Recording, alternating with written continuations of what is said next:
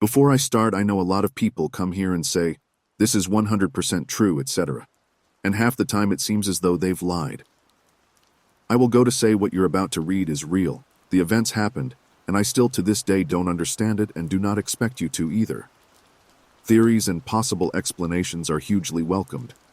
I work in a well-known clothing retail store in the UK. I am not allowed to say which store company, as in my contract, I am permitted to talk about the company in what could be perceived as a negative way. And I work in the stockroom as part of the delivery stock team. About 2 or 3 weeks before Christmas 2014, maybe in between, I had asked my store manager if I could work some overtime to get more money for Christmas presents. And she thought this was a smart move as my stockroom manager was out of the country on holiday for a week visiting family also. Nearing to Christmas, the deliveries get pretty big. Almost 3 times the size of regular deliveries, so there was the work available for me to come in and complete. It would involve stripping clothes from packets and hanging them within the stockroom. My manager had asked that rather than come in on a day I don't usually work, I work there part-time, that I should instead stay for additional hours past my contracted ones, which meant that I had to lock up. My manager trusted me to do this as I've worked there for almost 3 years now, so she handed me her master key. The only other master key was with my stockroom manager, who is currently out of the country. This is where it begins. The time was nearing to around 8 p.m. at night. All of my colleagues had left the building and I had locked the door after them, turned off the store music and secured the bottom loading bay, where the deliveries come in. I was in the stockroom on the 2nd floor putting some hangers on the racking so that I could use them for the next delivery. I was stood underneath a puppy teddy was stuffed between a pipe and a wooden piece of racking facing me. The teddy was an old toy from a delivery that was left behind and my colleagues had given it a name. The name I can't remember because the teddy isn't really spoken of much. It just sits there. My iPod was plugged into a pair of speakers that had been in the stockroom since ever. Only small things, and I was happily completing my task. Happily until I heard a noise. Yes, that might sound cliché, but this noise was very familiar to my ears, and it was the noise of the bottom loading bay shutters being opened. I thought someone must be in the store, as the only way to open and shut them is from a panel next to them, from the inside. So I paused my music and proceeded to walk down the stairs out back to the bottom loading bay. It was when I was about halfway down the noise suddenly stopped. What I can say that always creeps me out about the place is that the lighting around the corridors, staircases, and stockrooms were lit up by strip lights. And these strip lights had sensors on them, so whenever you walked on your own, you'd hear a small click and it would come on. So there I was, gliding down the stairs, click, click, click. I burst into the loading bay, expecting to see one of my colleagues, but lo and behold, it was empty. The shutters were shut. I embraced a shitter down my spine and simply span around and paced back to my workstation in the stockroom. I illuminated the strip lights and continued to hang some more hangers, the music from my iPod playing along, calming my nerves. Until I remembered. I turned my iPod off. I span around horrified and just stared at my iPod over on the shelf. As I took a breath and shook my head, I caught a glimpse of where the teddy should have been sitting. I was drenched with panic and took a step back to look further down the stockroom, about a 100-yard stretch where I had suspected a culprit had fled only to face darkness. I stood for a moment, still bewildered by what had just unfolded, when I heard a faint click. I instantly moved to my right to get a good look down the stockroom, but yet I still faced darkness. Click, click, click was all I heard, gradually getting louder, closer.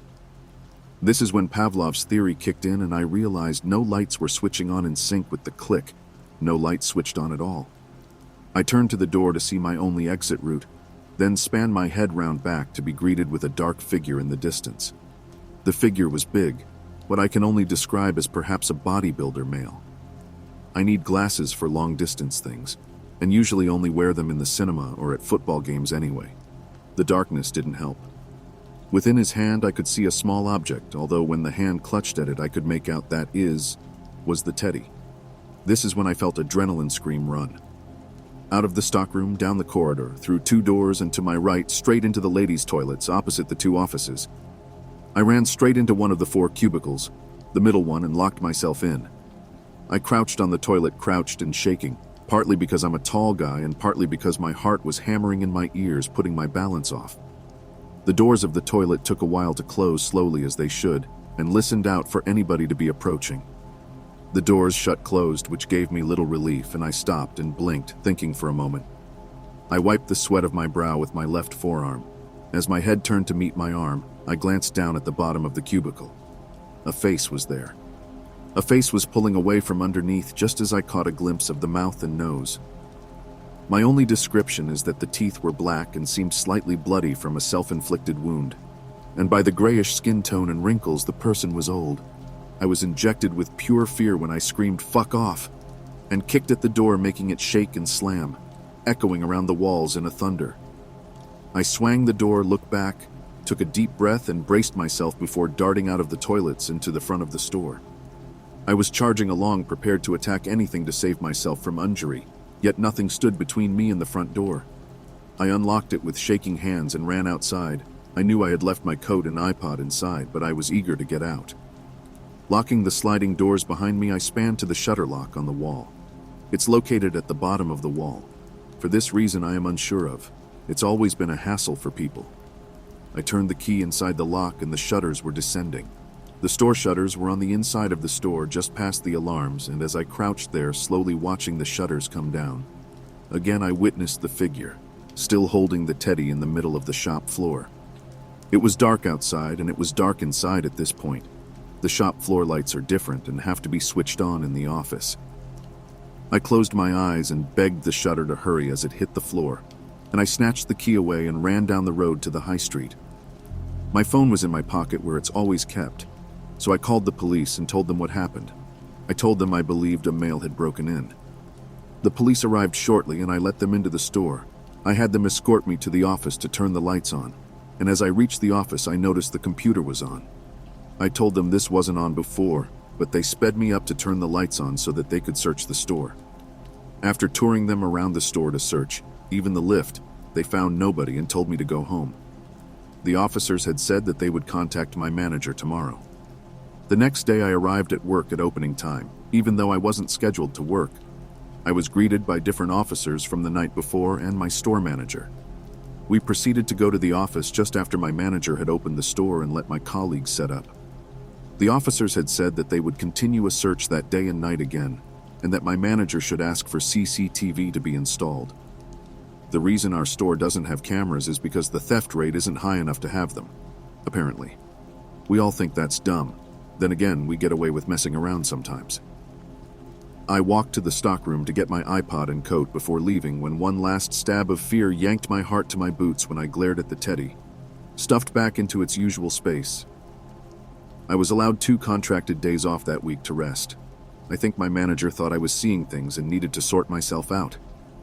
I returned to work as usual. I was happy to do so as it was within the daytime and the store was full with people. Nothing has happened since. I still don't know how it was possible or what happened.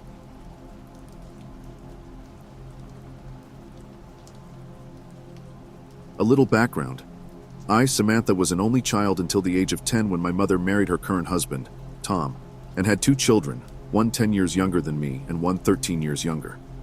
Tom and I never really got along. He is a weird Canadian guy, which should explain everything. We lived in a small, quiet neighborhood away from main streets. When I was 16, I decided to have my friend Cindy sleep over to celebrate her graduating high school the next week. She was close with my mother since my mom and stepdad were both her teachers. We have an awesome time hanging out and get a text from some guys who live down the street to come smoke some pot with them when my parents go to bed. Of course, being little shithead teens, we jump on this opportunity. Walking down the street at 1 a.m. in short pajama shorts and tank tops, it is a California summer, so we were quite comfortable. This group of guys drive down the street whistling, obviously drunk as they all have beers in their hands, calling for us to hop in and go with them. We politely decline and continue on our journey up the street. We hang out for an hour or so with our friends from school, smoke, and then we are off on our merry way, back home. It is about 2:30 a.m.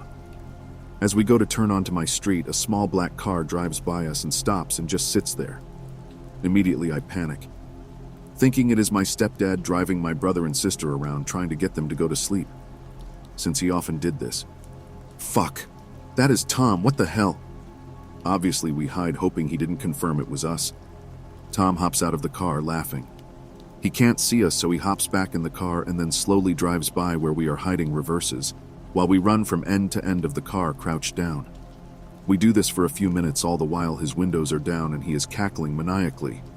He gets back out of the car, not saying a word, and starts fucking reaching under the car for us, actually grabbing my leg at one point. I'm freaking out, wondering why he wouldn't just yell at me and make us go home. At this point, I have this weird, uneasy feeling in the pit of my stomach, which I can't place through the high, and grab my friend and make a break for it. He drives off down the street at like 50 miles per hour looking for us. At this point, I turn to Cindy and I am like, okay, we have to get inside before he gets home. Considering we are high out of our minds, scared we are going to get caught, this seems like a good idea. We book it down the road, and then the car drives up the road. Just in time, Cindy skids into the flower bush right below my street-facing bedroom window, and I dash behind my mother's Jeep, which is parked on the curb. The engine revs, and few times the laughter continues, and then my psycho stepdad drives away. Cindy climbs inside and holds the blinds up for me to get in. I literally dive through the window. We jump in bed and just try and calm down. Never once do we hear a door open, signaling Tom came back inside. The next day, he doesn't say a word. My mom never confronts me. Nothing. We are like, hell yeah, he doesn't have proof, he can't get us in trouble, and think we are the shit for like weeks afterward. So creepy part? 5 years later, recently, I am drinking a glass of wine with my mom and Tom and bring up that night, saying all of this stuff about how hilarious it was and that I was so surprised he never said anything to my mom, etc. And this motherfucker turns to me with a freaked out look on his face. Sam, that wasn't me. I didn't even know you snuck out that night. After making him swear he wasn't lying to me, I was sick. There was someone else out there chasing us, trying to get at least one of us for who knows what reason.